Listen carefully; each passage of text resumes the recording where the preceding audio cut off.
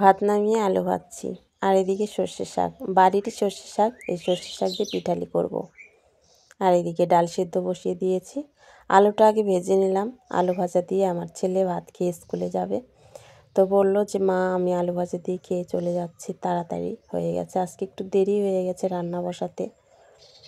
তো সব রেডি করে নিলাম, আর ওও খেয়ে নিল, আর আমিও একটু বাটিতে করে খেয়ে নিচ্ছি, কারণ সকালে একটু টিফিন করে নিলাম।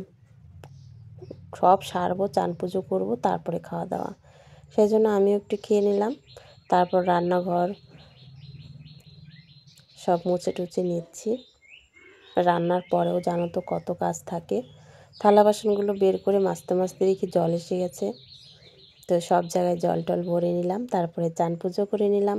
তারপরে এসে গেছে বরমশাই, তো ভাত বেড়ে দিলাম, আর আমিও ভাত নিয়ে বসে পড়লাম। তো খেয়ে নিয়ে অনেক বেলা হয়ে গেছে।